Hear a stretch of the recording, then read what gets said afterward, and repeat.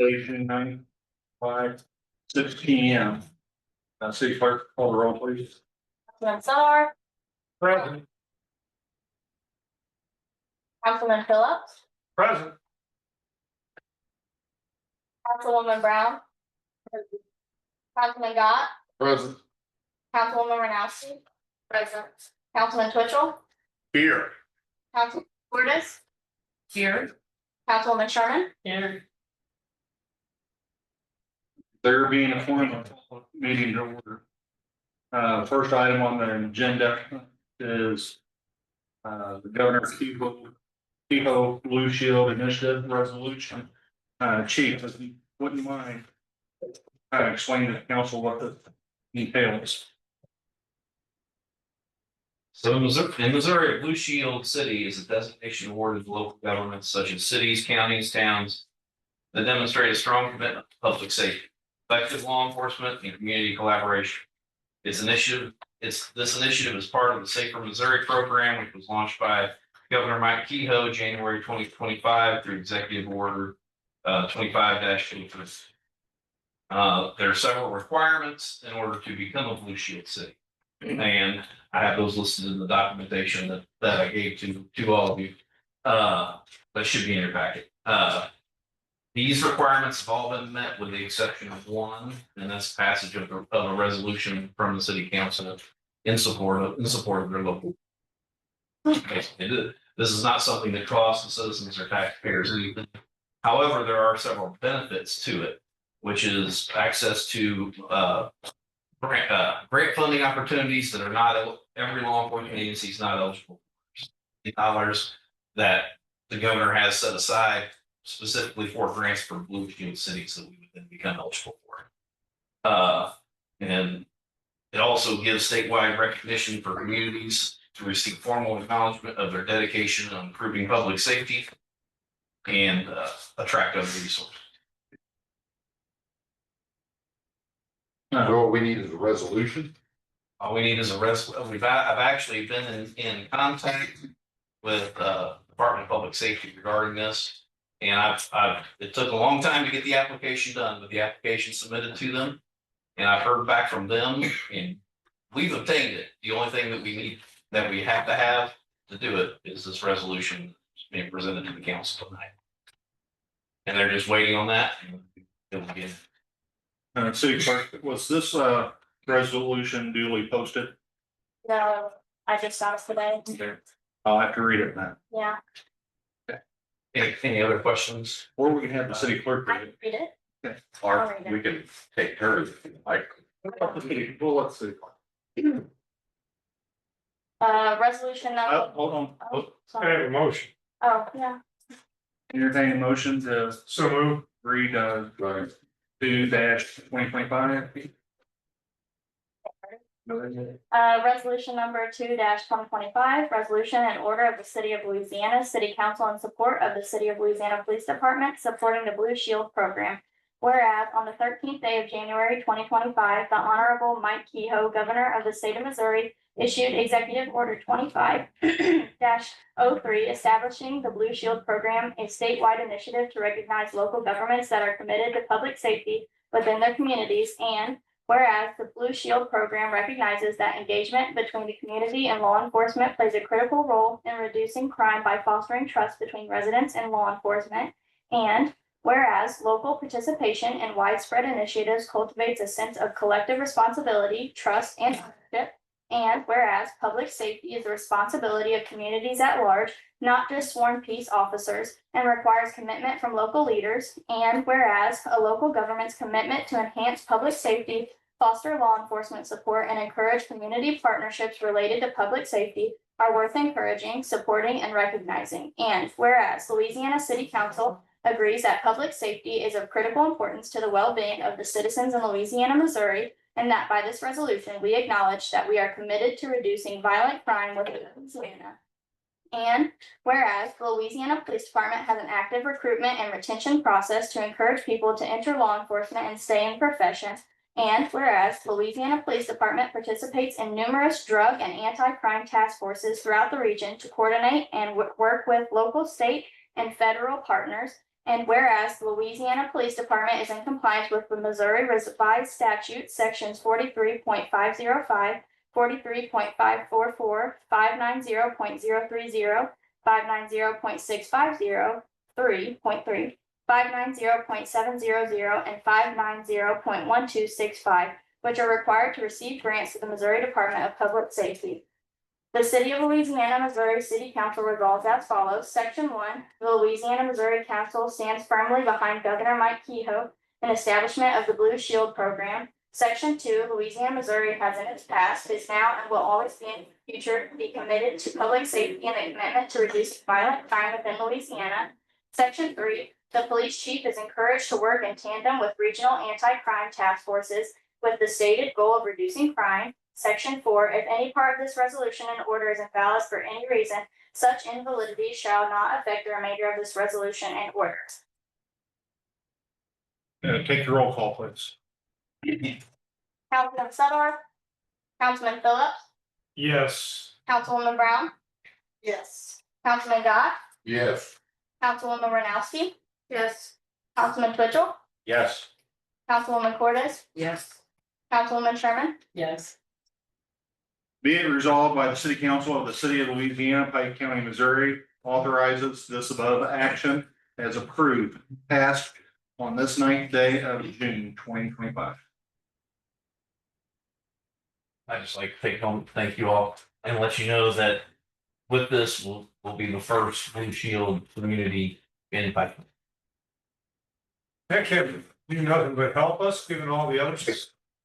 But So we need to put that out there too. It will be. Council, the next item on the agenda, I'd like to remove without objection and seek a motion to adjourn special meeting. Can we talk about the Four-way stop. We're gonna go in the work study session right after Oh, this okay. special meeting. I so move we adjourn. All in favor, say yes. Yes. Yeah. Opposed, like sign. Or adjourned.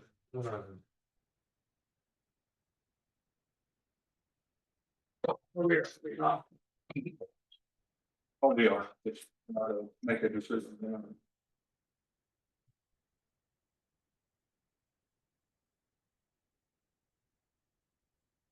I'll call this special, or excuse me, this work study session for Monday, June 9th, 2025. Roll call. Councilman Sudar, Councilman Phillips, Present. Councilwoman Brown, Present. Councilman Gott, Present. Councilwoman Renowski. Here. Councilman Twitchell, Here. Councilwoman Cordes, This time I'll be present. Councilwoman Sherman. There being informed, I'll call this meeting to order.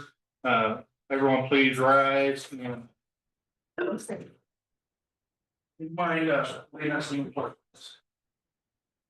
I pledge allegiance to the flag of the United States of America and to the republic for which it stands, one nation, under God, indivisible, with liberty and justice for all. Remain standing, please.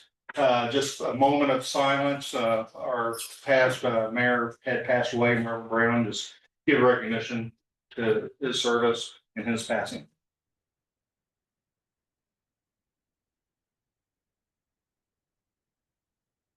You can be seated.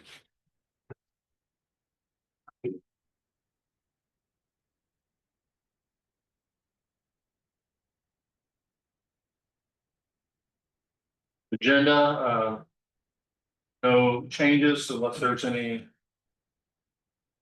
recommendations to the agenda will remain as stands.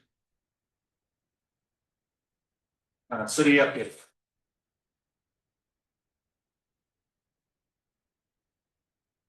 So starting off with the grounds department.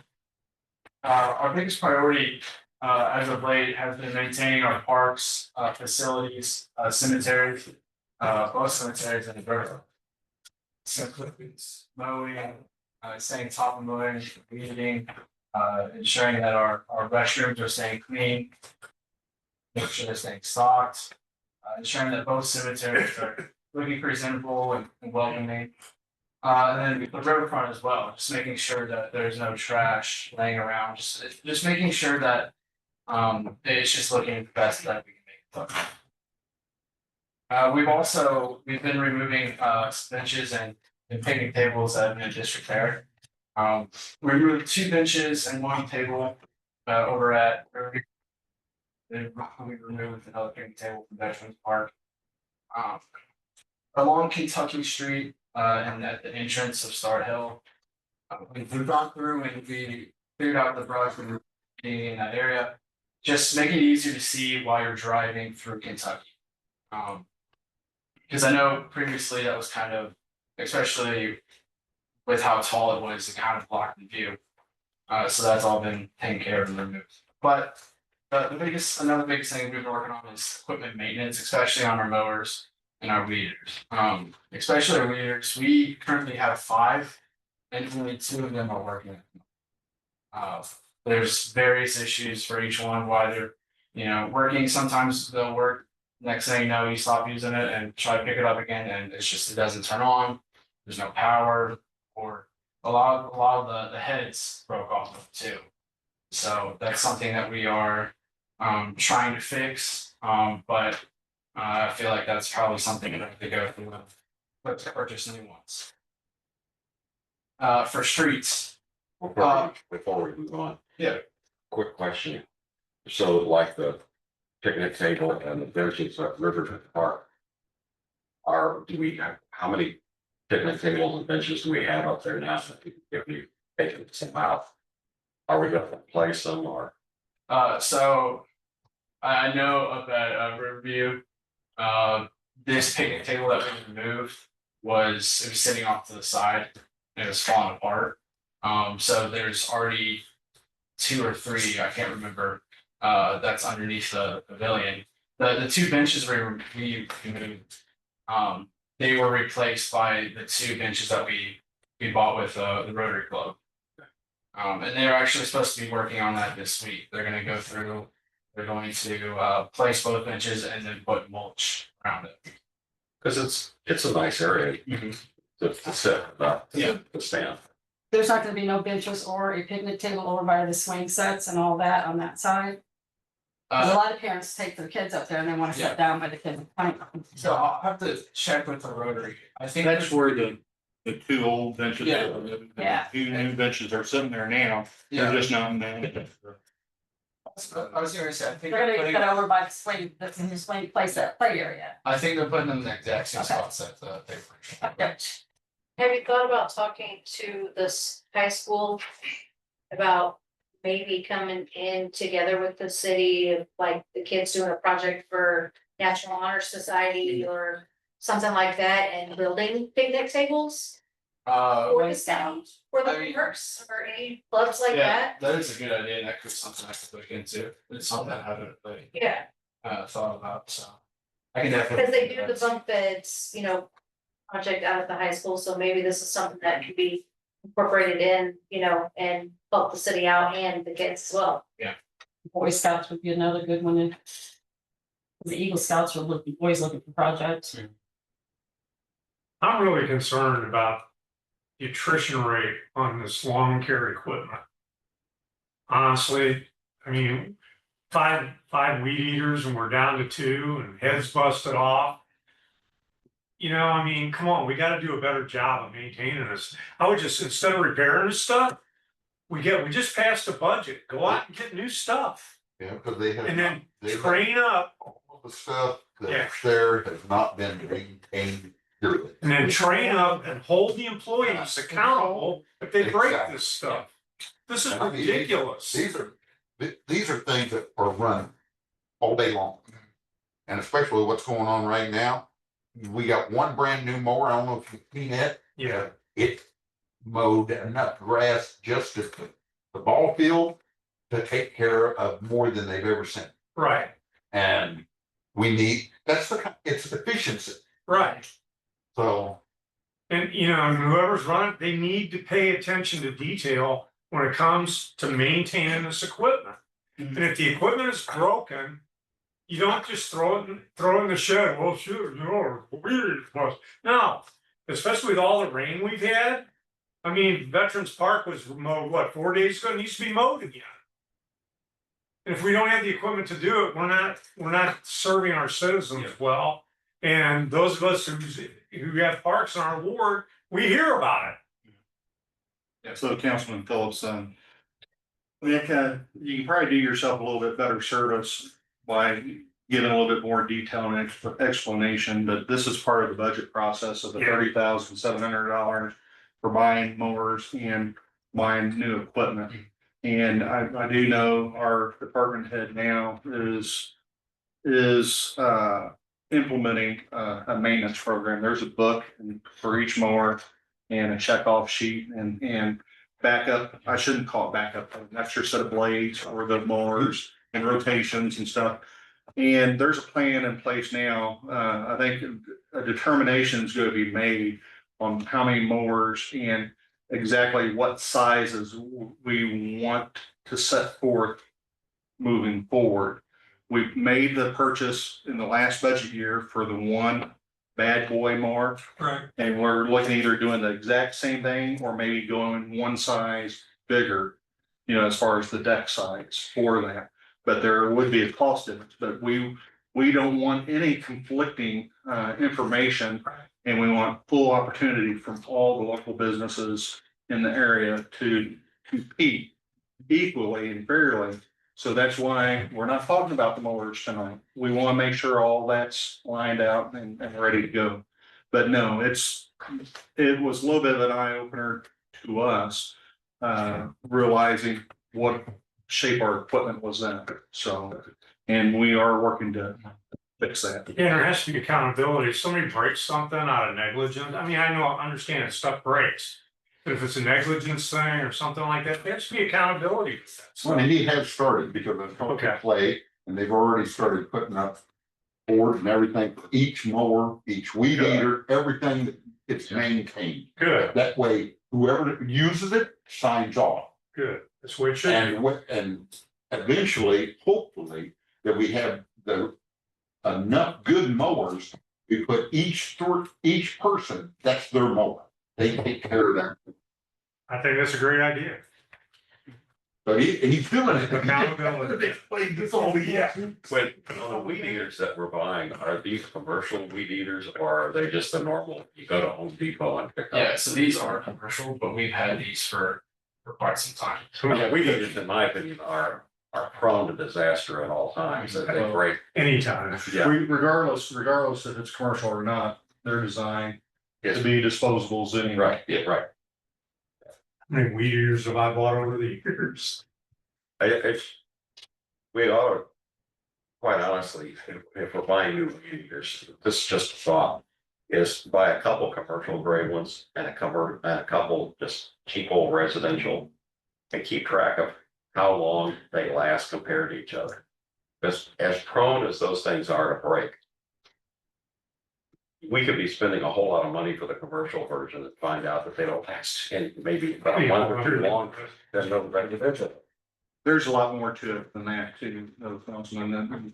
You want a weed eater that's powerful enough to go through the weeds, and there's some projects that they go through, especially if they are stuck doing an abatement project. You're talking about grass that's over 1 foot, 2 foot tall, you know, you can't do it with a mower. You gotta use it with you gotta use. It's like a window tiller. and it's- It's better in the front because, One of those yeah, bad weeds, boys. they work really great. Have one of those bad boys.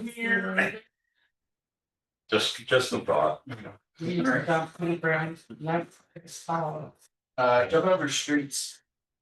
The shoulder at Southeast Street, I talked about it a while ago. It was kind of falling into the ditch that runs right along that street. And we actually, Southeast Street, yes. So we actually found some leftover culvert, out of the shop. We actually had gone through, we laid it down in that ditch. We then came through, covered it with gravel. And did patch the road, or I guess the shoulder. Oh, we did that last week. last Tuesday, we assisted the water distribution guys on hot mixing Seventh Street. Right near Griffin Street and Highway 54. We will be assisting them hopefully tomorrow, if everything goes to plan. Hot mixing Fifth and Maryland. The 7th isn't finished though. No, we will have to hit 7th as well. I forgot that, and then there. Yeah, 7th is. Yeah, it's halfway done, we ran out of material. For it, over on 7th and Jackson, we did get that storm drain that had repaired, or that had collapsed. We started on it last Friday. We did the finishing touches today. So it's fully repaired and it's operating now. We've also gone through, we've been getting ditches that have been backed up. The most number one was 26 in North Carolina, behind the shop. We've gone through and we jetted that out last week. But we also have a long list of ditches that we do plan on working on, digging them out, clearing them out, laying pipe and culvert pipe. The main ones are 13th Street. We've done all the prep for it. We have everything we need for it. We just have to get it started. 1202 to 1220 South Carolina, 1100, 1104 South Carolina, and then 2910 Tennessee Street.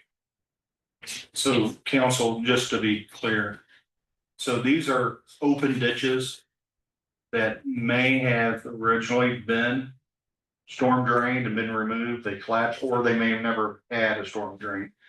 Either way, open ditches are not a thing that we really want as a city, so this will be probably the, what is it, the fifth or sixth set the ditches that we've been working on in the last 2 months, closing these ditches up. The biggest one is on 15th Street, right next to the church. There's a 3-foot drop off and then the ditch. So now it's, if you go by there, it's a level. Street was that? 15th. I had a call from a resident for on one But side, also you're gonna maintain, Hold on, one person that. and he was, there's a ditch behind him and it's flooding their yard every time we get rains That was actually one of the ones we've been looking at on D Street. on these, Okay. yeah. I will let him know. We haven't called locates or anything on that one just yet. Okay. So the biggest thing that we gotta watch out for, especially you're talking about properties that are behind residentials, whether or not we had easements to that property. In fact, a lot of covenants and things of that nature dictates that natural runoff will go unimpeded. I actually just had that encounter with my neighborhood. The natural waterway is through the backside of all those properties, and that was set up in 1965 by the person that developed that subdivision. And it's actually still in effect that you're not supposed to alter that, change it or anything. So just to anybody that lives in that area, we need to make sure that we're. That behind your house? It's that whole neighborhood, that goes from East Avenue to Martella to Forest Hills, and that water runs. Cause it irritates me, but you'll see it's right on my backyard, but it runs right in between those two houses and right down to, on Martella. Some people on Martella saying, Yes. Thanks for taking care of all of that and giving all that information to her too. I really appreciate it. couple things on the streets. Yeah. Just for future reference. There are a lot of open culverts up there in the area behind the bowling alley, Lord, all those streets up there. Open drainage culverts, maybe not, as a future thing, maybe start scoping some of those out. Maybe just study them and see what we could do with some of those. And then secondly, I was pulling out of the library the other day, going down a steep hill, and you make that left on the exit there. I darn near bent a rim. There's a piece of curb sticking out about that far. It's concrete curb. And I'm sure if I hit it, other people would hit it. Is there any way we could dress that up and maybe get that out of there? It's right at the bottom of the hill, and as you make the left, it's sticking straight out. About that much of it, about maybe a foot of it is visible. It's definitely something we can look into. Yeah, I didn't even know it was there and I hit it. Oh crap, That that fell one. out on Tennessee Street or in the alleyway, the one in the alley. You go down a steep hill and you make a left and it goes out onto that street, whatever street that is. I just didn't know if it was right there when you go down the hill, first left, or when you make your left. It's the first left. Because on the- there was on the same ground, issue you in go C between- Street. They And you go between the buildings. It's right there. And like I said, I didn't even know it was there until I hit the man. So we could definitely look into it. So storm drains, because you mentioned up there, the bowling alley and everything else. You know, we have easements, you know, to do this stuff, but typically whenever a property owner requests their ditch to be filled in, they would provide the material or the cost of material, and we would provide labor to do it. The only reason we're filling in any of these other ditches is because the city either left it abandoned once the storm drain collapsed and pulled it out and never replaced it, or it's a safety hazard, or any type of vehicle traffic or kids. But typically, we just don't put in culverts for everything. There was one, and I can't remember the street. I mean, you got the asphalt, you got about that much grass, and then you got the ditch. And it's a safety, that's a safety hazard. Of course, the safety hazard that every time I drive by there is their problem. Trinity Lutheran. We've got the one side that's now looking pretty good across that creek, but the other side, the county market side, I guess that would be the South side. south side. Are we gonna be able to do something there? That's on our radar to do. Yeah. It is. The biggest thing is whether or not it's gonna be concrete, built, you know, those, placements, if there's room to do it, otherwise we have to do some sort of, guardrail of some sort. Yeah. to do What it. if we on that side, took that skid steer, widened that sidewalk out, and then went with a chain link fence? But it's, 6 foot tall where kids couldn't get over it. You're talking about on the south side of that precaution where they did all the work. Right. There's no sidewalk there though. Is there? Partial. Yeah, it's covered up. It's in rough shape. But if we took the skid steer- good idea. If we took the skid steer across of it, ripped it off, cold mix like we did there at between 4th and 5th on Georgia Street. And then put a chain link fence up. Chain link fences are cheap. I mean, most they're gonna pay for is the anchor them down to that asphalt. Be it off the ends. I'm just worried about, anybody. It's a small sidewalk, but it could be rehabbed a little bit. You know, And we also have guardrails at the shop too, backside, back, all kind of. Bunch of it. That's the one in between the old farm shed and the Yes. dumps. Yeah, that is, there was a walkway there. There is, it's just, it's overgrown and. Yeah. But if we could rip it down Can it and, be widened any? I don't know what the outskirts of it, I don't know what the outside, I don't know if you can pin it and extend it, I don't know, that'd be. Personally, I It think, may be an engineer question there, or somebody with a, the chain link fence idea is great. it'd be a cheap, efficient, effective way to do that. And it would look good, it would be almost comparable on the other side. I don't know, just dawned on me right here. Ms. Fernowski, did you have something? I did, so I was stopped the other day by a gentleman asking about alleyways because his is a train wreck. And it's between 12th and 13th up on Kentucky Clinton, is that right? Yes. Mr. Burrs? Yes, Yeah, where we're at. and I told him I would ask to see, where they were at on that. I asked Play today. Okay, It's 1211 Tennessee, then right there below, Ron Ferris. Okay, and Clay was gonna go up and look at it, and they was gonna talk about putting gravel in it. okay, Yeah, so Nick and I have talked about this. That's not the only one. There's several. there's like 3 of them. There's several, and if there's a rain day, especially if, we can haul gravel and do stuff. Not only just for alleyways, but there's some shoulder work areas, so we got a list compiled on that. I admit, this is probably totally not tangential, it's just out there. We talked about that one point that we was possibly gonna get all that dirt. Are we getting that dirt? Now, we got, how many loads did we get? About 14 loads?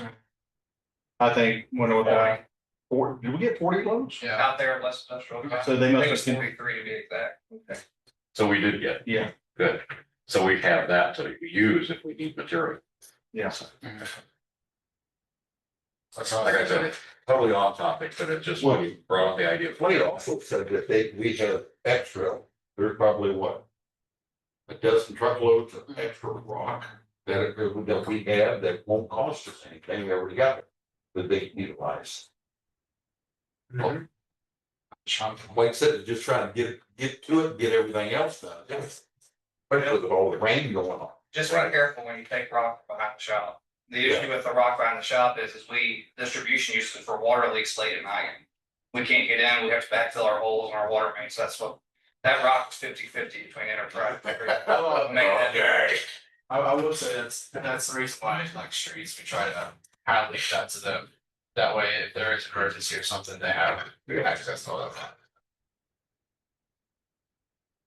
But any other questions as far as streetwise or, No, she answered all right. that fine. So and I also want to talk about, we have 6 requests for bids that are out, that are available at the moment. One is for the sale of 2 city trucks. The gray, it's the old animal control truck, was also part of the fire department for a while. It's the 1998 Dodge Ram 2500, as well as grounds truck number 2. It's the orange 2005 Ford F-150. Those due dates are this Friday. It's the 13th, or yeah, the 13th, I believe, at noon is the due date for bids for those 2 trucks. We also have an RFP out there for abatement mowing services. So we're seeking a contractor to come through and mow properties that are violating city ordinances. The reason why I'm thinking it's best to go this way, quite honestly, it's gonna be more efficient. And I think it will actually be cheaper going this way instead of, each job site, we send at least 2 guys. To throw in, salaries, the time there, equipment costs, it all adds up pretty fast, so. That's something that, it's the abatement mowing services, RFP is due, June 20th. At 4:30, so right before the Friday before the regular council meeting. We're also, these have not been posted yet, but pavers at the riverfront. We're looking for a contractor to install roughly 10,500 square feet of pavers. And we're also looking for down at the riverfront, someone to finish the concrete pads. On what is that? That's an intake house on both sides of the intake house. We're also looking to repave Iowa, Haley, and South Carolina from 25th to 30th Street. And then we're also looking for a contractor to come through and level the parking lot at Lincoln Park. These won't be posted probably for another week, but they will be due. It'll be in July, I guess, for the regular council meeting, but if you have any questions, that's all I have for report. Questions? Bernice?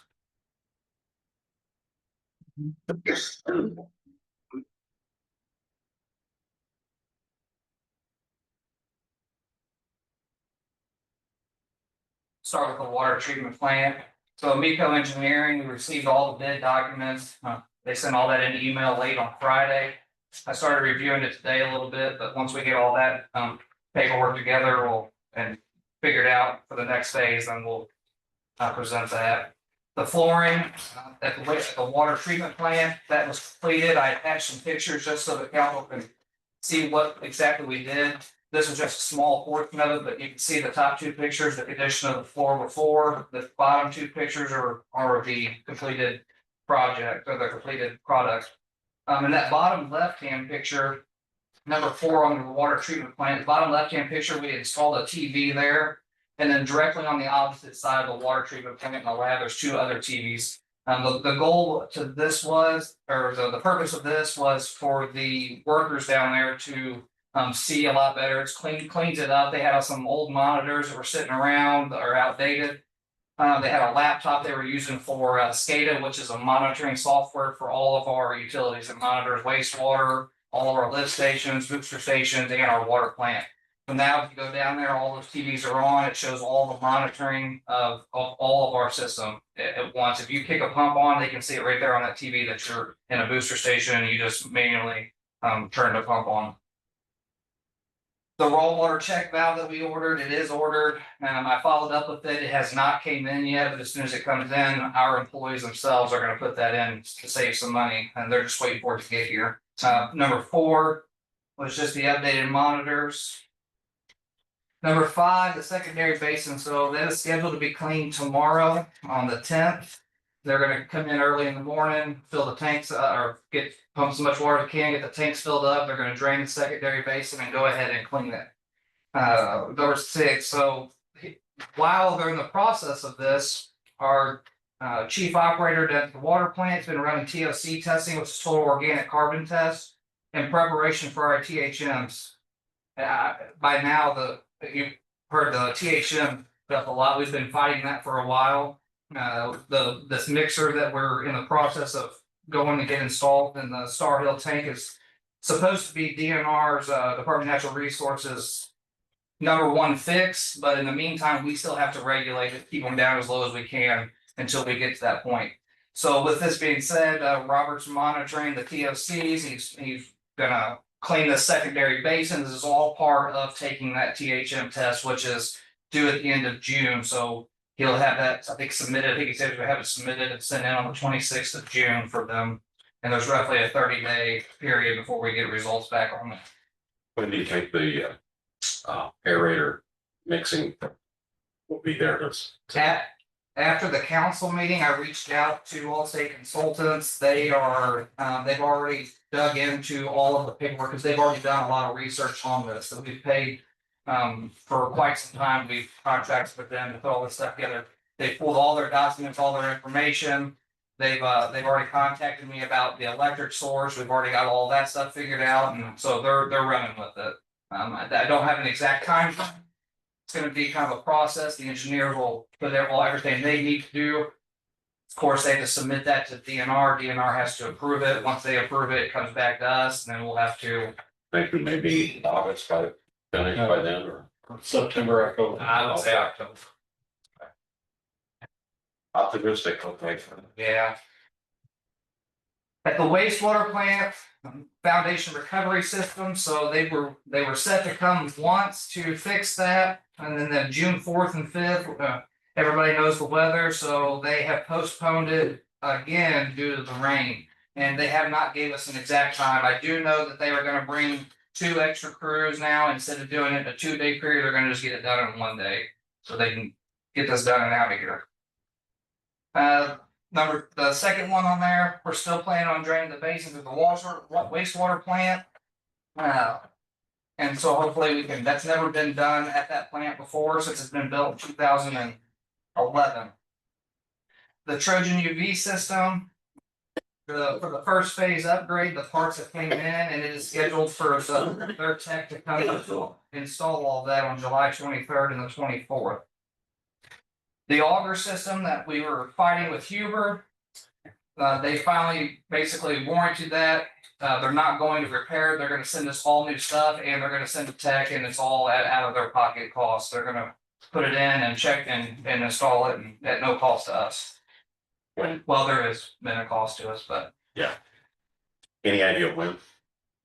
they have it on order, and I think it was like a 3-week lead time on it. Anything that deals with water and wastewater, you almost 3 to 6 weeks lead time. And if you get into the bigger pumps and stuff like the water plant, you might be looking at 3 months. Manufacturing. For distribution, the lead service inventory, I reached out to Schulte Supply. They have gotten all of the first part of the inventory done. I know that he said they were finishing up with one city, and when they were done there, they were gonna be back, and that is gonna be starting the pothole process.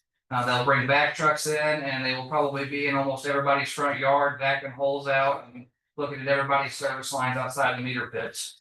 Just a quick, what do you mean by that? It's a, instead of digging holes with a shovel. They'll use a water pick. It's high pressure, 3,000 PSI. It's a water pick. They've got a vacuum. They put it down, they'll pick and it'll suck the mud up and allow them to give a perfect hole so they can visually confirm what the services are coming into the water pits. Doing minimal damage. I will say, with that being said, there is quite a bit of stuff they won't have to do. Just like Georgia Street, they shouldn't have to touch anything on Georgia Street to at least 23rd Street. That was all done and in the last 5 years. So we have good confirmation of what those are made out of and things like that. We've still been working on fire hydrants to change. We changed one out at the city shed. It was so bad that when you turned it on, the whole hydrant would just spin all the way around. So we have replaced that hydrant. And in the process of replacing that, we went ahead and had to do a patch out in South 30th Street. We repaired a valve there too, and that is going to be part of our hot mixing process. The Murray Street ground storage tank. So there's kind of a lot going on with this, and actually there's several numbers.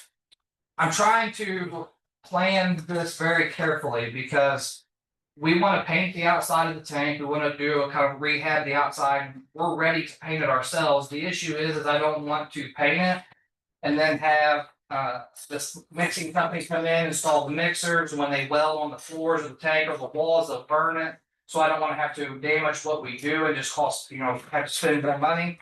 The other side of it is Midco Diving is who we've always used. I am getting some price comparisons, just to make sure that they are still the cheapest, but they need to physically get in that tank and do a cleaning and inspection. They'll come in and dive into that tank online, vacuum it out, inspect it, video, and give us all pictures and video of what that tank is. And they also do a report for DNR. We're required to do that every 3 years. So I'm trying to coordinate all of that within the next the remainder of 6 months of this year to get all of that done and not cost any more money than we have to do.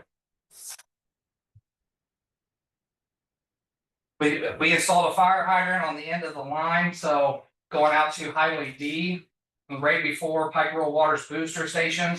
When they built that booster station, they intended on us putting a fire hydrant there to flush any debris that would get into that main before it enters their booster station. It's actually more beneficial to us than it would be them. And so we did get that installed and that is completed. On the 11th, so Wednesday, they will have North 3rd Street at the 600 block of North 3rd Street will be shut down. They got to replace a water service there. We'll have detours, we'll be detouring traffic. I would say it's going to take almost all day. And I've gotten all the permits through Department of Transportation for that. We've been working on our I&I, which is our inflow and infiltration. I'm sure that everybody's heard me at least once talk that every time we get rain, it surcharges our wastewater. We removed 5 floor drains from the old swimming pool by the elementary school that were left exposed to the elements and attached to the city sewer. So every time it rained, we just collected rainwater there.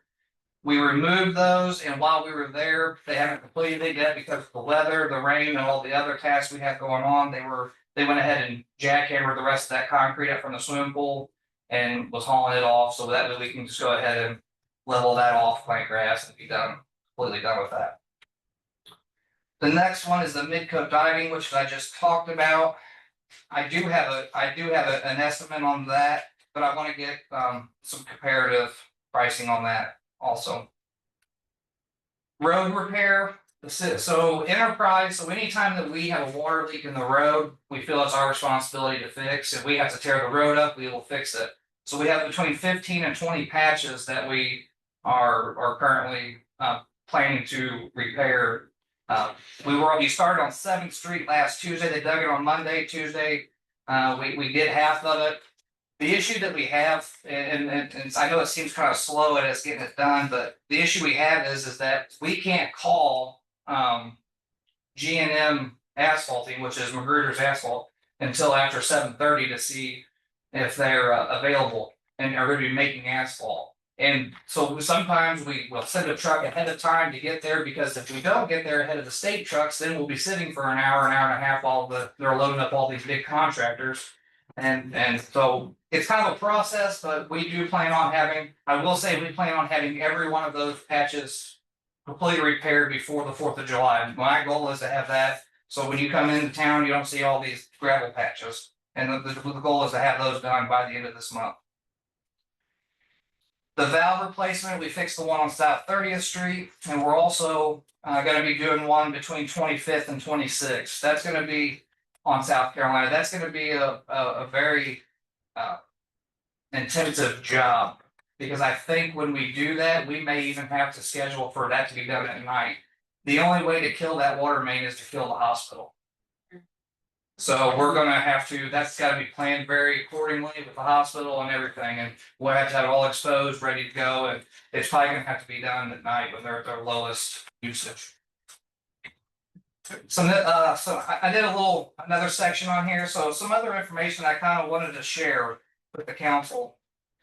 So I was talking about this I&I study, things that we've been dealing with, and every time it rains, we're taking in so much rainwater and inflow in our infiltration. Our sewer mains just need so much, they're in disrepair, we're just taking in so much rainwater.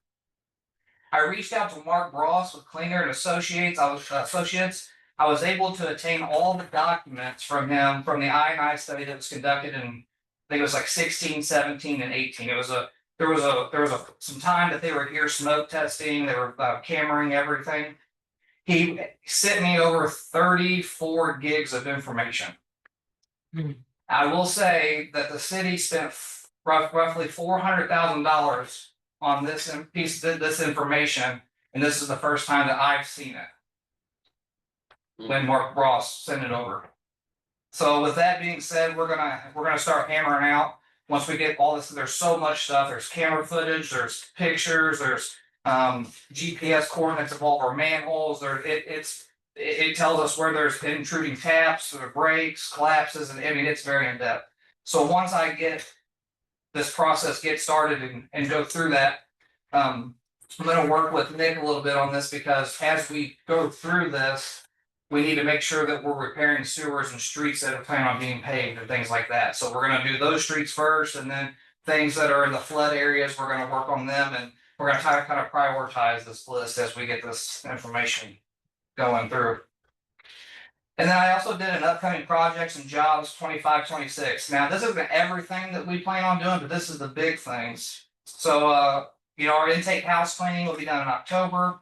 Our hydrant flushing will be done again in October. Our basin cleaning, primary and secondary, the water plant's already scheduled to do the secondary one tomorrow.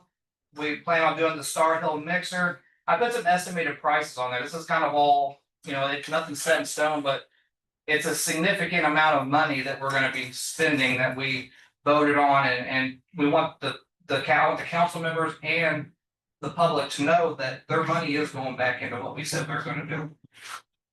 The basement rehab for Miko, we're still going through that stuff, the UV upgrade projects, the phase 1, phase 2, and phase 3. Lead service inventory, the gearbox replacement, which was funded by Huber, our I&I repairs, and our concrete basin repair, our concrete repairs around the basins of the wastewater plant. So we just have a lot of stuff that is big points or big topics to talk about, and I just kind of wanted to keep that.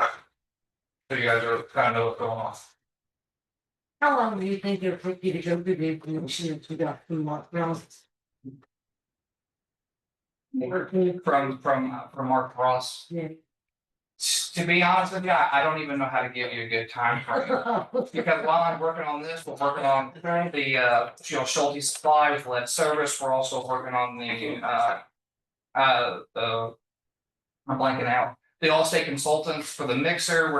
There's so many projects going on, and it's just gonna take some time to go through it. So Is it set up so that if we decide that we're gonna go work on South Carolina Street, you can look at the information They did for South Carolina? They did a Street? very good job at doing that. They put it in the GP, so it's got like a spreadsheet. It's like a key, I guess I would say. It's got the manholes per GPS coordinates, and they're numbered. And then you can go over to the video footage and those are corresponding rate with that. So yes, it's all pretty well linked together. Yeah, so like the street repavement that we're talking about doing, we're gonna look at that.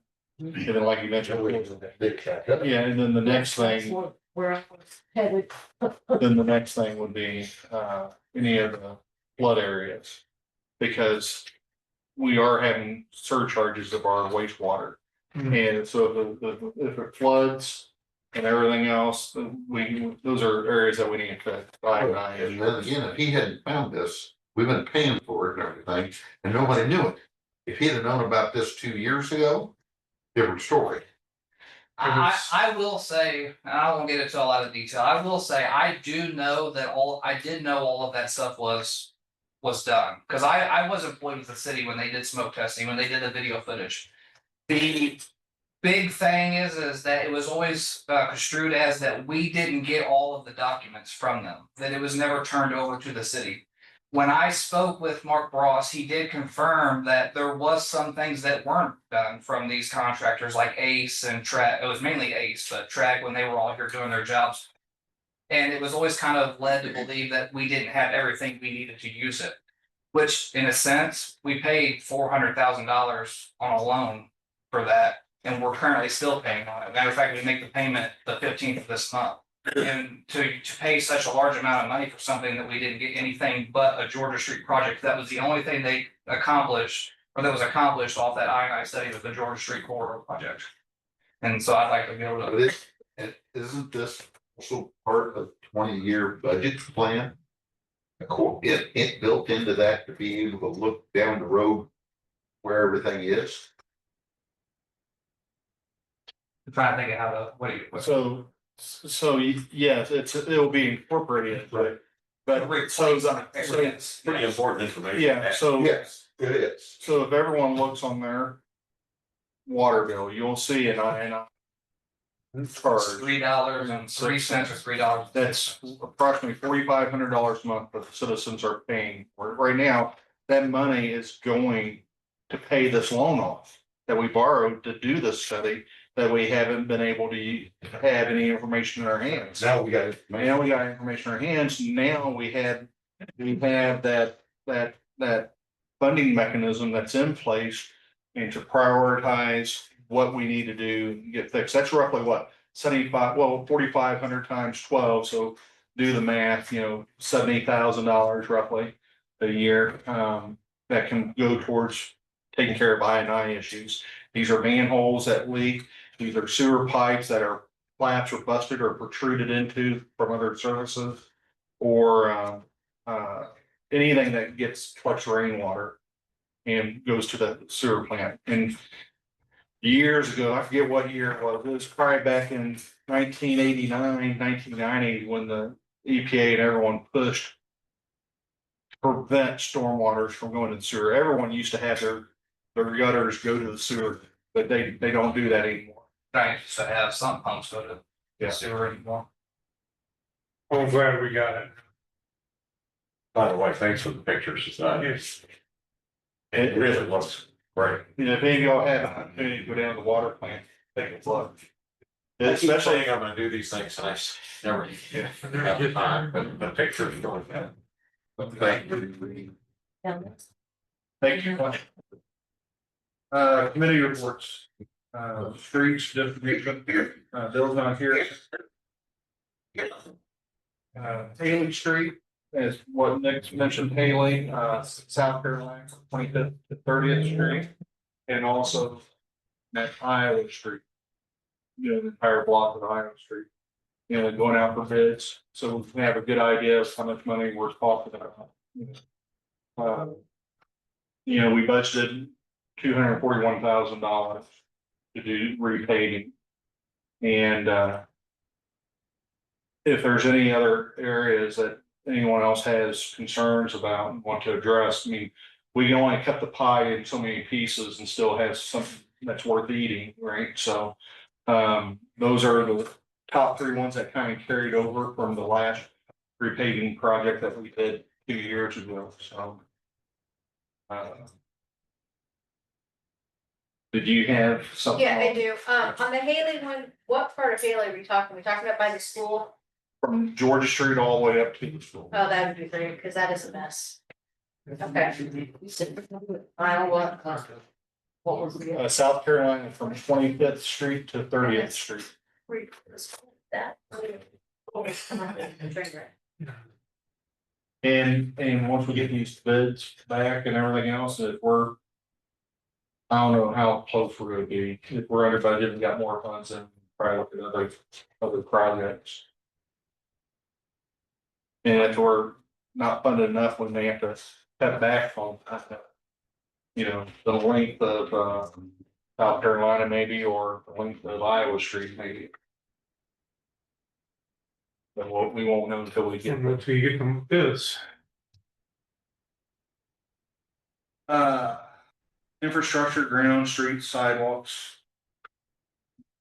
No, No, right at the moment. okay, one thing kind of, Nick, just like on the to-do thing, it's real easy for us to get into do stuff. He's got to do with it. It's real easy, but something to put on the thing or the next section of sidewalk, it's probably on the north side of Georgia Street, 1200 block maybe, because I know that there's no sidewalk there, no sidewalk. And it's probably one of those deals that, you know, you did it like you did on, 900 block,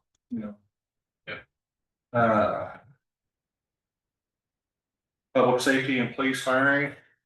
I do know, the chief has presented some recommendations and probably have a hearing, not a hearing, but a committee meeting ahead of our next regular council meeting. And hopefully the chief will present those as far as rank and file, the way the organization is. Public safety, I'd like to get, now, do we have signs when we're out on 54 that says mowers ahead, workers ahead, slow truck ahead? Because we had a city truck on the highway one morning. Tell a story. She almost hit it. It was on the curve of 54. Well, what is that? Where's that curve? Iowa, Ohio. Ohio. And the city truck was pickup. Now, I will say they did have one of the big ones before the pickup, but the pickup was parked in the right-hand lane, completely across it on the curb. You could not see the truck, you could not see the lights until you were coming around the curb. It's very dangerous. I got phone calls about it as well, about it being there and there being no warning that you just come up on this curb and here's one of our city trucks sitting in the road. We do have signage and Nick, we need to make sure not only the signage is used, that safety vest and all of that stuff is. Now, I will say the guys that were mowing and weed eating had all that on down in the ditch. But the truck just sitting there in park, Did it have the yellow light on at least? I don't think so. I don't think so. So, All the way around. but we do have signage that we can use and they should be used. I just got a question for everybody here. Is anybody getting complaints about like the golf carts and stuff? Yes. I mean, I know personally, with the side by side, it seems to be worse, like a dust. I know for a fact, I've almost nailed 2 of them. I just didn't see them. And I know that's a real sore point, because a lot of people use them. What are the actual requirements for them with respect to illumination and that kind of thing? They have to have working headlights, taillights, they have to have a slow moving placard, You have to have what now? they have to have a slow moving placard. But they're supposed to be equipped with headlights, taillights. Cause I see some of these with just nothing but the triangle on the back and no lights. That, I guarantee those have not passed they do not have a city sticker, I can guarantee that. Okay. Yeah, I mean, it just seems to me that we need to be maybe a little more vigilant, cracking down on some, Just a I just section want- of- especially a golf cart. windshield or is it in the back? The sticker. Yeah. It's usually on the windshield. So it's something we Yeah, can look sometimes they for put it if on the somebody back. out there being designed. Yeah, especially with the golf carts with kids driving them or, you know, on the streets. I just hate to see somebody get hurt. Are they supposed to? And they're all not supposed to be a stay involved licensed as driver? vehicles? And they're still supposed to have also a licensed driver. A It's not golf just- cart? It's not just kids and, I mean, you still have to, in order to operate on the roadway, it's still supposed to be. And again, I'm a not licensed I'm driver. not picking on anybody, but, you know, like I said, I've almost hit two of them, just, I didn't see them. What about these little skateboards? I've seen 3 of them running down this with electric skateboards. I didn't even know there was such a thing. But they was running. Electric bicycles. Like their bicycle. Well, these were actual skateboards with a handle, Yeah. Yeah. and they were flying, and they were on the street, and them kids couldn't have been more than 12 or 13 years old. Those should not be on the street, so I That's mean. what I thought. Okay. I've just been kind of concerned with the side by sides and the golf carts, because again, it seems like dusk is the worst time, because your visibility isn't quite what it needs to be. I just I don't wanna see somebody getting hurt worse. You know, because somebody didn't see somebody. Yeah, we can step up some patrol. But on Seventh Street. Like blare their music and go about 45, 50 down Seventh Street. People speeding on Georgia all the time, that nobody bothers to stop. They actually are stopped more than you know. I'm sorry. They are stopped more than you know.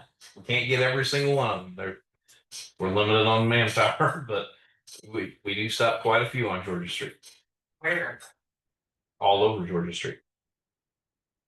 Okay. And again, I'm not picking on anybody, I just see it as a safety issue. Good place to bring up the four-way stop. Yeah, this next ordinance we find under that, yeah. I've had several people, wondering about putting, you know, there's a four-way stop on South Carolina. But there's not that much traffic there, whereas right there by the Methodist Church, the Baptist Church, there's a lot more traffic and that's not a four-way stop. Just wondering if we can make that into a four-way stop. I know there've been one instance that I was involved in where, oh, and that guy's coming, you know, kind of blasting through there. And you don't see him, you know. And I know that there's been a couple of people in church that talked about how they almost got hit. I've actually had the intersection of Sixth Street mentioned to me as well. Yeah. On the same, on Right. South, is that South Carolina? Yeah, got some six in South Carolina, basically. I've had both of those intersections mentioned to me. The intersection at Sixth Street, there's a lot of kids that play in that neighborhood, and apparently one of them has autism. And so they're feeling like they want to protect their children in that intersection, especially. With both of those churches on those corners, there's a lot more traffic, you know, and it's not just Sunday, they have It's Wednesday night. Wednesday night, they have Tuesday night. Days. A lot of foot traffic There's, I think, too. not sure what night Celebrate Recovery is, but I think that's Thursday. Also, if there's a wedding there, there's usually Saturday afternoon. Right. It'd be really nice if we could Time get that there's into. a lot of traffic and a lot of cars, and you can't see. And I understand this was talked about in the past. I mean, my recommendation would be to take that stop sign At 8. from, yeah, at 8th and move it down to the 30th. The only worry that I have with that is, and I'm just saying it. I'll be really happy if we get the four-way stop there, whatever it takes. Worried about the institutional memory of the public, that they're used to having a four-way stop, and all of a sudden the four-way stop disappears, and they think that there's a four-way stop. And the next thing you know, we've got people having accidents there, so. I understand that, because I mean, I grew up here far before those stop signs were even put in there, and it took a long time to, Yeah. oh yeah, there's stop signs here now. So I mean, there will be, Getting people. citizens will have recognized. time. And remember. That. They're At there. least. At least 8th Street.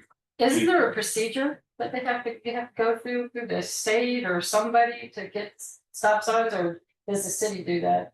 No, it's within our ordinances. The chief of police is designated as our engineer. You can recommend moving that and putting it where you want it. Well, that would be my recommendation, to move that one from 8th down to 6th Street there by the church. So Can you get like can you go to those people that live in that area and just see what they would say? I would want. Because a lot of the people, the reason why that stop sign there in the first place is because the people that live in that area was tired of people that were speeding.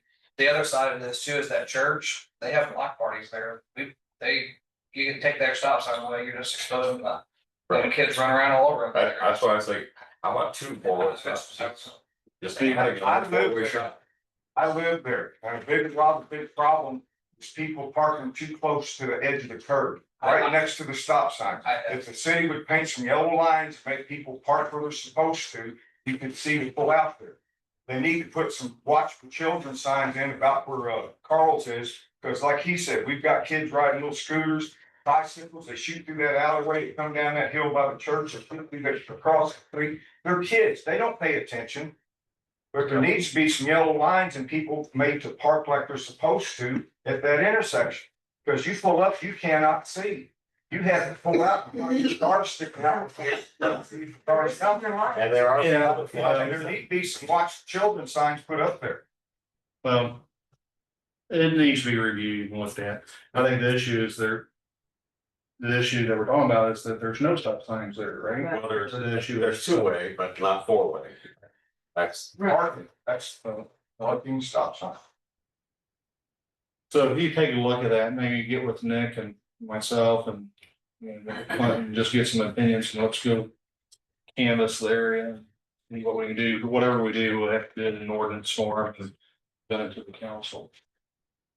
One on Kentucky too. You know what I'm talking about? The one that's set way back.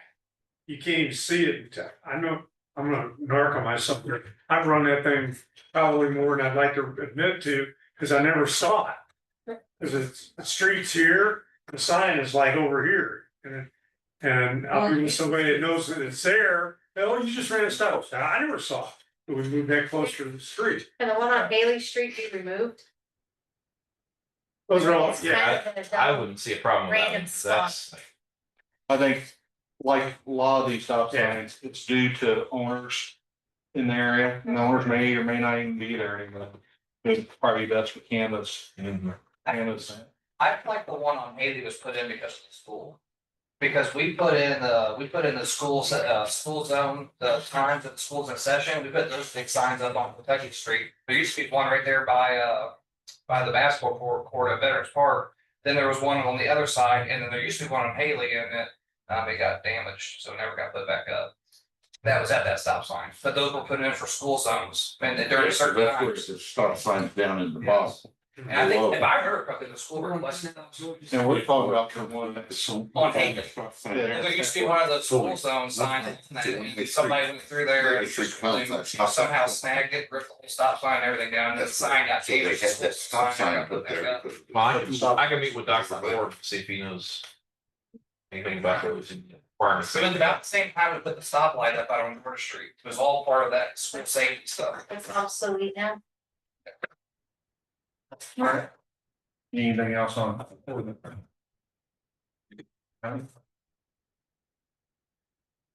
Councilman Phillips? no, nothing new on economic. Still trying to get some meetings set up with Pike County and. It's like trying to schedule an appointment with a styrofoam.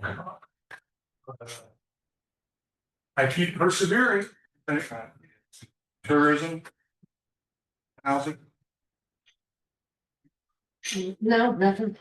On the Group of Citizens, the Lions Club is painting doors on all of the housing places, Swisser, Field. Yeah. And we can use any help anybody, we're donating all of our labor to paint the doors, to freshen up the place, and there's like 4 or 5 of us doing it. We're gonna be doing painting at Swisser this weekend on Saturday from 8 to noon. So if anybody would like to help them people out by helping us paint their doors, then we'd be more than happy to have you there. On tourism, we will be starting radio for the Legends of Liberty weekend. And the radio will start the 14th of June and we'll go through July 3rd. Promoting the 4th and 5th weekend. And at this point, we're going to be on KWWR in Mexico.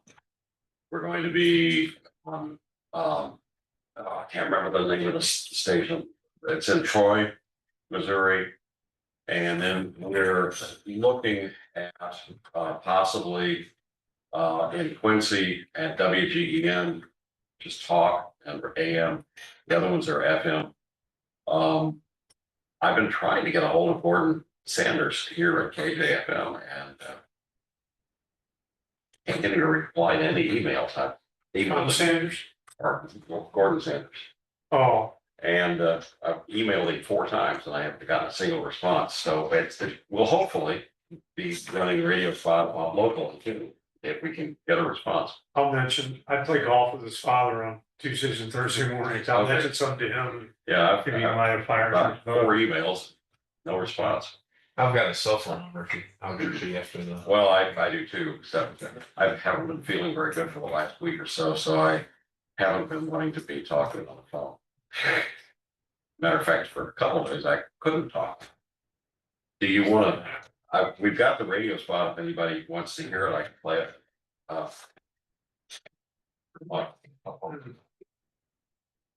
think maybe afterwards. Okay.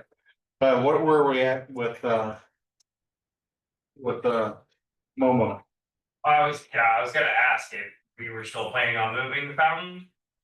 Or not. Well, I have not gotten any feedback. Oh, okay. I haven't gotten any feedback from anyone. Where are we at on this? We're about to fountain. I asked both of them.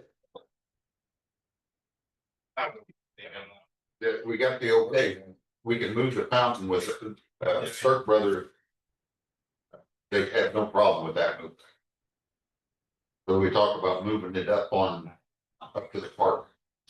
No, we didn't. We were gonna put it out here. Yeah. Okay, I'll say my own. So here's the thing. So here's the thing, as council, that was donated, I don't know how many years ago exactly, but there's some history there. And I think the goal was to try to figure out what the history was. And it sounds like y'all reached out to Starks and in fact, they don't even remember giving it to us. So that's how far back we're talking. Yeah. Someone that she knows the history on it. Yeah. On the wall, we'll tell you the history on that. Yeah, so Starks don't have any issue with moving it. So now really, it should be a council or council's decision if we're gonna move it to have room for a statute that may not be permanent, but it would be movable for more life. Right, and we're just, sorry, it'll be ready to go on that. We're just wanting to know if it's still going on that platform, if I need to make adjustments for it to be completely removed, or if it'll have systems into the I concrete. talked to him with that, and with that platform, he's right there. Yeah, and I should be able to fit He can with do everything right there. Yeah. And it would improve that area really well. And we could take the fountain and put it out here and fill it full of flowers. Yeah. Instead of a fountain and make it really look nice. What about picking up at Riverview Park by the Peterson? Well, we talked about putting it out here. They- They've had several complaints from the neighbors up there about kids tearing stuff up there. So That's I why think you'd be adding to the. That's why they suggested It's very possibly out pushy. here to improve this. They had a concrete circle thing with flowers in it up the Riverview Park years ago, and then they tore it out. But it looked cool. It Right was, there in the center. Yep. Concrete circle. So- Had flowers, they tore it out, I don't know why, but that would make this look more, it made it look homey. You know, Well, you're always looking for homey, Right, that would make it look like, hey, that's an improvement. right. So I mean, it's up to the council, but I would recommend if we're gonna remove the fountain.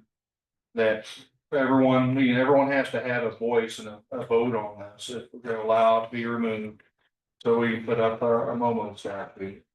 And whether it's, it's not gonna be permanent, but it can be moved. Well, now, as far as where that new one goes, that's totally different, not the new one, but where the fountain goes, that's totally different issue. Correct. Totally separate. If we do put it up there at Riverview Park, I would wanna get with Rotary Club, cause they have a vision. And a full scale plan of what that looks like up there. And I would invite them to have some input to that. Or whether we put it here at the city and we'll put flowers in it, or if we, 6 months later, put it back in the pocket park where it came from. I Because, mean, it's just, well, in trade, I already talked to Trey about that, the Momo would probably. He shortened it down, 2-piece, where it could be moved, he could take it to different places for advertisement and everything else. And it wouldn't be set in just stone right there.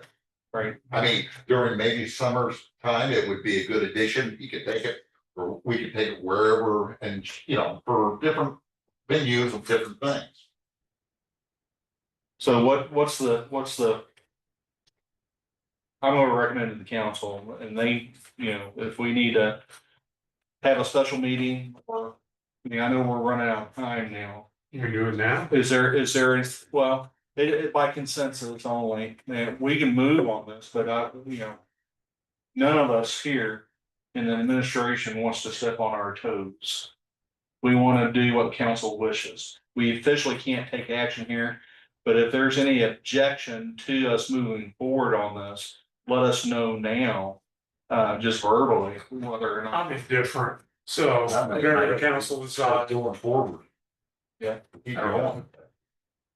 Is there any objection? I'm a no, I'm a no. just to maintain the historic area down here.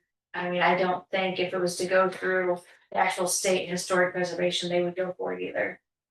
Well, I mean, that's not even an argument, because the park don't even, that's not even part of the, I that just, park's not too part of the many, national. somebody's gonna get hurt on it. I'm a no. Where are you gonna move the Christmas tree and all the Christmas stuff to on that happens in December or at the end of November? Well, you got the same spot, Like the that. only difference is Momo is gonna be right there where the fountain is, and everything else is right there. So you're putting it over on the side where the Yeah, fountain now sets. Just where the fountain is, the fountain's been there all this time, so it's Yeah, not being then utilized. it's not- We're gonna get rid of the fountain, Momo goes right there, and the Christmas stuff, it kind of brings in Momo to Christmas. You hang lights on. Yeah. Oh, yeah. I know I want it to. Yes. Well, so I think the biggest thing with this is no matter what's done, we don't set it up to be permanent. Yeah, Yeah, as of right now, he is not in any way permanent. I need to be a permanent measure. exactly, and we talked about making a cute piece, where he's movable, and it can be dropped. Well, we'll take it under administration. Privilege then. And yeah, it doesn't change anything what we're doing now for that. Administration will take privilege to it and make these changes. Just be aware that it's not permanent. We always leave ourselves back door open, we can come back to it and stuff, but it's no different than when we moved the manger scene to the riverfront. The sky didn't fall, it looked good, we put it back. So let's try it out, try things. If we get some comments. Why can't we get get the public's opinion on it? Maybe get something, public opinion thing in the paper or something and give them a little deal with a little sketch or something about if they would be open to that down in that area.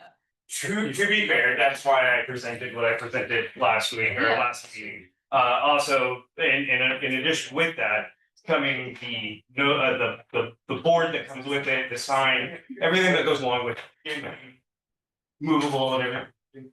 Then just one person at a time, please. But yeah, no, I completely agree. And as of right now, that was the hope that we want to see it as something that we want to bring down to that downtown area. I understand the historical issue of it and everything like that. But there's a lot of things that we're not holding to that historical area, being as I'm in that historical area, there's a lot of things that aren't being held to that account. So as much as I appreciate that, that's not bringing tourism to our town.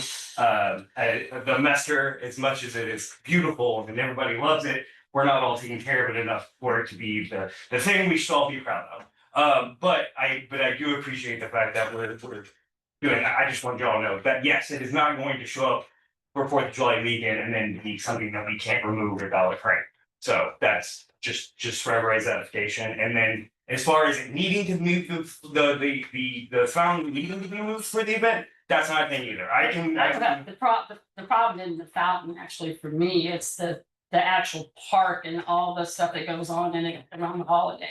Understood. And as being the one that takes care of all that and sets it back up every year when it comes down and falls down throughout the week, I completely understand that. But that's just part of what we're trying to motivate downtown for. Well, and he also said, also where he's gonna put that, we put up a little fence all the way I around. mean, then there's possibilities to, and again, that can come down to when we want to permanentalize it. Again, I know we kind of throw, as the Legends of Liberty's event, has kind of thrown a couple of different wrenches onto what we think we might be able to try to get away with. And so, understood, no big, What is wrong with the grassy area out here? You had a big no on that last time. Angle.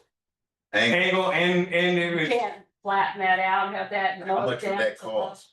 Well, we're doing it at Lincoln Park. I mean. Well, the other problem is too, we'd have the fence all the way around and everything. But you're talking about fencing it anyway. Well, and that's to be like a darling thing. There's a lot more visibility that we have down on Fourth and Georgia than we do over here. And then that was just See, understood. yeah, 79 comes in. I just think. Understood. And Everybody don't go downtown that comes through town. That's it's just. and again, this is.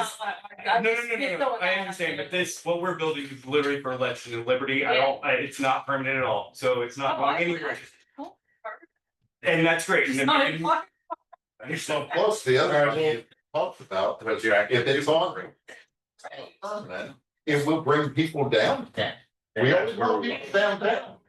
They'll go down, out here, they won't go downtown. Right. We'll call this question, we'll take administrative privilege on this. Okay. We'll work this out. That means we'll figure it out, whether it's in that pocket park, if it's not, nothing's permanent. We're gonna do what's gonna be. That's what you're put on as council to represent your constituents. So And we I do can't do agree. everything by poll. So we'll take administrative privilege and do this, and we'll deal with repercussions afterwards. It's not a permanent deal.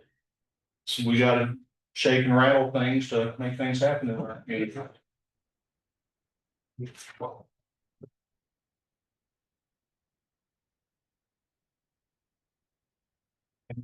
Community, or employee relations. Animal control. No. I apologize, Councilwoman Brown. Are you skipped me? I just wanted to see if he goes speak out. Gonna tell you afterwards. No, I don't have anything. Well, I do on your behalf. Okay. Can you pass that email? One for each of you.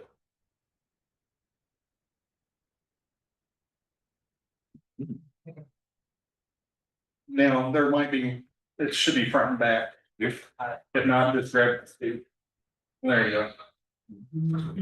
All right, what you have in front of you is something that's been talked about.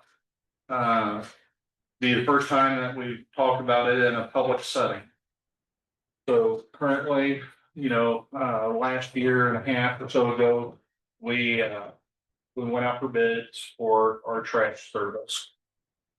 Of course, prices went up significantly, and the biggest cost was to our seniors that can't take the trash down to the curb. So they're charging whatever it is, $15 to $19. A lot. To do that. I think it's 30 So, something. I mean, extra. Oh.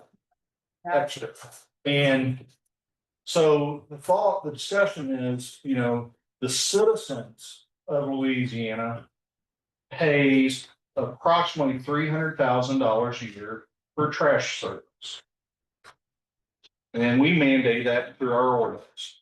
And we administer the billing of that, and the city gets 10%. That's roughly $28,000 a year. The city gets to mandate the billing, take the phone calls, forward the any complaints to Danes, and also set up new service and discontinue service and everything administratively.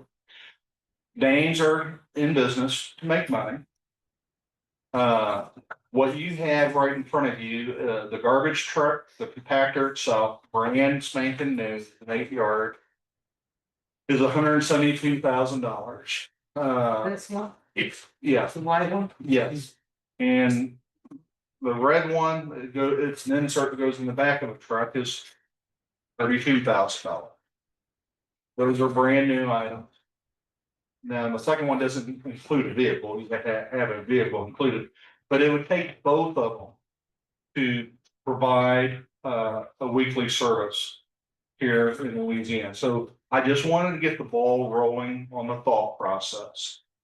We still need to get a little bit more data to be more inclusive as far as what are we comparing as far as prices, landfill costs, fuel cost, employee cost, and everything else associated with it. But I have an inclination to believe that we can provide a cheaper service. I don't know how much cheaper, but we can provide a cheaper service because we're not really looking to make a profit.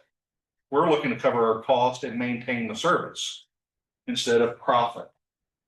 The second thing is I think we provide a better service because we hire our own employees to provide the service.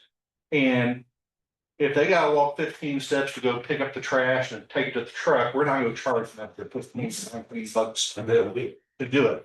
And we'll probably, ideally, we have employees that be on a first name basis with the customers potentially, instead of trucks rolling in at 3 o'clock in the morning, 5 o'clock in the morning, we can get started at 6 and be done at 2, and we're within 10 miles of the dump site. Versus, Danes, their business is based out of Mexico, Missouri, so they're still making money coming here and doing this. So we don't have the funds right out the gate for the enterprise to buy the $172,000 truck or a $32,000 filler truck. But I imagine we can have it paid off pretty darn quick. Real quick. How long's our contract with things? The contract, I'd rather not get into the contract. The contract, we can probably end that at any time that we want to, and there's reasons for that. And I just want the council to openly explore the possibility of hiring 4 people. 2 people to run that compactor and 2 people to run the filler truck, and have 2 trucks going every day, 5 days a week. Taking up service. Plus you're improving employees. So you think it would just look one of each type? You're able to talk, we don't get called to any other employee. You can go out and talk to whoever, you know who they are. They work for the city. We had 2 trash cans, they had 1 trash can for 3 apartments. I used to let them use mine. Well, with the code enforcement officer, I guess they got 4 trash cans out. Left a sign on it saying that you couldn't put anything in there more than, 13 gallon up to 33 gallon bags. Anything else they wouldn't take. So they said they wouldn't roll it out, dump it in the truck. So usually you could throw loose cardboard and stuff in there. Now they left a note on my trash can saying that if I leave anything loose in it, it will not be taken. Now, why? We're paying all that money. How can you want to pick this service out? Why ain't we getting it? Well, first of all, it's the council and it's through a bid process. So I am offering a solution to solve that problem, so. I think us taking this over makes a lot of sense. I know. I It's just something like to talk about.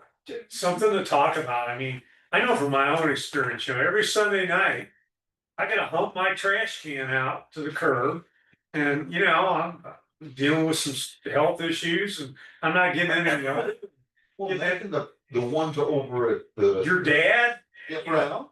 Imagine the ones over at the trailer park. Yeah, I mean, half of them can't hardly walk, right. okay, and they won't walk 8 foot to that trash can And to just, pick it up. They make them drag it. and to negotiate our rate where the trash can companies or the trash companies out there, we're having to measure the size of the. Oh, yeah, they want $17 more to walk 2 steps. Yeah, and to me, if nothing else, it builds goodwill among the citizens. One thing to consider though, is we won't have the totes supplied, so citizens will have to buy their trash can. And there may be some people who will have some difficulty getting that done. So just gonna keep. Yeah, that that's- in mind. It's a good thought. Do we have to, I mean, because of the way that's looked, honestly, so this one looks like it's only usable with a tote. But in some ways. You have to put your trash in a bag and then put it in the tote. That seems like a real. That's just. No, that's- Reason, it's like you can't put it in loose, but you have to put it in a bag. And why can't we just put it in a bag and put the bag out there and not have to require totes? And Big trash bag, I didn't put them in the. that's the only thing, the animals, your coons, your birds. Can't smell. That's. If you don't put your garbage in a plastic bag and put it in the tote, it's gonna stink. You got flies, you got the animals turning it over, spreading it all over. Yeah, the loose stuff. I mean, you gotta get real creative. Well, so here's the thing I'll add to. It's only about maybe some people can. Well, that's why I said, we brought it up to talk about. And so, Why can't the city buy the trash cans and then buy them to the citizens? When the citizens don't need them no more, the city takes them back and gives them to somebody else. we could do exactly what Danes does, but. I won't say majority, I don't have the number, but a lot of the posts that Danes provided, the customer owns it already.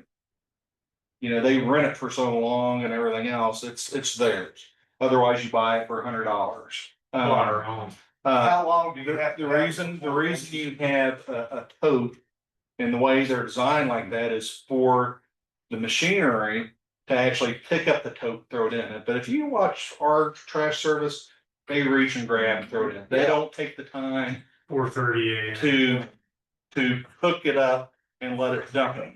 Right? They have, you were told that they didn't, and that's why everything had to be bagged and then. Well, So some of them do now, the pickup trucks that they just throw in, the small trucks that they I see it. compactor. I know. And as a city, if we provide our own service, I would want them to use the totes in the machine to dump it. Because they don't want anything to get hurt, straining their bag. You still got hanging on. Well, they're sanitary too, that way they don't Trying to make contact. Lift it up and it goes. Yeah. The whole bottom comes out of it. So I wanted, You got 20. I just wanted to bring it up to the council. How much do we take in from, you told us that, 27 to 28, what does Danes actually take in We from our pay- city? We pay them $274,000 a year. And then add our 27,000 that we get, it's $300,000 a year that the citizens pay for trash service. Yeah. Now, this doesn't mean that we would take on dumpsters. But we could, but all we're looking at is residential trash. Yeah, let's not. That figure's probably gonna go up, so. Because our ordinance says that if you have water, you have to have trash. And I have actually caught almost every trailer park, or their trailer, like 1500 North Carolina, all these have been, they have one dumpster, and somehow. These people that own these parks are paying Danes directly for the dumpster and skipping past the city, so we're not collecting what we should be collecting, and that's actually some issues we've been battling out. Right. And then they get mad at us because we catch them in their fault. Their excuse is it's easier to dump one dumpster than it is for them to, but they're not paying us. Yeah, because they're putting out these little blue tags on people's dumpster. And it's like, and nobody knew about it. And I said, where'd this come from? And it was all down at the trailer park. And we didn't know it. So we're not getting paid for one trash can. We are now. Good. Did you have something? Yeah, you guys thought about doing something for like yard waste and things like that as well? So Star Hill is open Friday evenings and Saturday. And I get that, but for people that don't have the ability to take the yard waste up there. I mean, That would be an extra service. yeah, that if you want it, like, okay, it's an extra $2 and we've got this truck that can go through once a week and get anything that you've got. So it's been talked about that we haven't done that, even large junk, you know. Whether it's a stove or sofa or anything like that, but we do the large dumpster about once a year. But that would be a service, you know, that we could possibly do. And maybe eliminate Star Hill from being open on Saturday unless there's a type of need to do I it mean, that would, and just keep it open. Sorry. So I'm not saying not to. What's that? Yeah, no, just make it available so that they're, I mean, cause like we had to One thing every week. So will you all continue, would we, as a city, continue to pick up one large object like a refrigerator? Or whatever, like Dave's does for us I now? don't know if they do refrigerators, but they do sofas and beds and TVs. The only reason I say refrigerator is because of the Freon that's Yeah. they wouldn't take that. Is it free on oil? They can't take. Even But you all would continue with that service too. Well, that's something that we have to consider. I see. But I think this is something worth pursuing, I think, but I'd like to see the number of what, you know, and if it's only a 2% difference, I don't know if it's worth it, but if it's a 20% difference or a 10% difference. It's worth. So I'll throw one more thing in here. It would provide a head count to local citizens for being employees of the city if someone want more. It's keeping their money. And I agree, in town. I agree, I think there's more positive than negative. See, I'm not complaining. But anyway, a bit more to come with that. I just wanted to throw that out there. I don't think there's any one of us in here that knows anything about the trash business. But so we save the customers, our citizens money. And the city makes money and it stays here. It only makes good sense. Probably good. I want to turn on the dollar. Yep. Turn on the dollar. Money's here. Yeah, We're I'm keeping not, the money I'm here. not too interested as far as a profit. I mean, I just want quality service at the most efficient price. That's exactly what I'm talking about. And keeping them. What will make the citizens' lives easier, like, Which- what would make the city? Especially with the elderly. That's our We job. got one. We have a whole lot of retired people in this town that do have trouble getting their trash cans out where it's supposed to be, getting their garbage out. Would help a lot of it. I could just set one next to my house and I had to pay for the money, and somebody go and pick it up. Councilman Twitchell. I'm sorry. What is this? We kind of alluded to this, and this is a little off topic, but it is still trash. It's 10 years ago. We. That's what we've done on today, fix up, clean up. And one person at a time. But we really ought to be doing, maybe twice a year, a cleanup, fix up.